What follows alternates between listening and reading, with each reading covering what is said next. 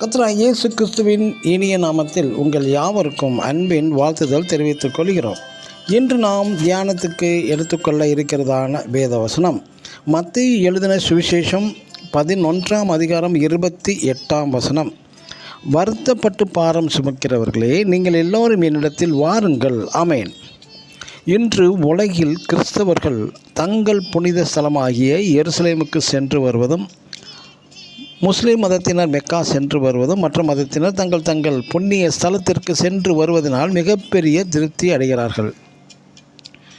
மற்றும் இங்குள்ள சிலர் மிகப்பெரிய போதகரை சந்தித்து ஜெபம் செய்து வந்தால் நன்மை கிடைக்கும் என்றும், மற்றும் சிலர் பிரபல ஊழியர்கள் நடத்தும் உபவாச ஜெபங்கள் கன்வென்ஷன் சென்று வந்தாலே போதும், நாம் சிலர் குடும்ப ஆசீர்வாத கூட்டம், பெண்கள் சிறப்பு முகாம் சென்று வந்தாலே ஆசீர்வாதம் நம்மை தேடி வந்துவிடும் என்று அங்குமிங்கும் ஓடி வருகிறார்கள்.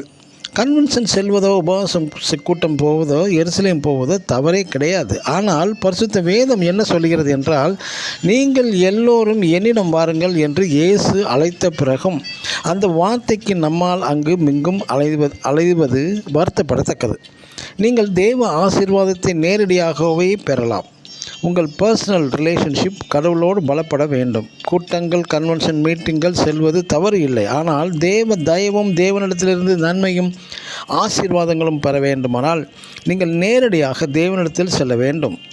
முதலில் நமது பாவ மன்னிப்பு, மனம் திரும்புதலின் நிச்சயம் இல்லாமல் நமது பரிசுத்த வாழ்க்கையை பற்றி சற்றும் கவலைப்படாமல் அந்த வரம் பெற்ற ஊழியர் ஜெபித்தால் நமக்கு அந்த சபைக்கு சென்று வந்தால் ஆசீர்வாதம் தானாக வந்துவிடும் என்பது தவறு. உழைப்பே போடாமல் எப்படி பணக்காரராக ஆக முடியும் என்பது தவறு.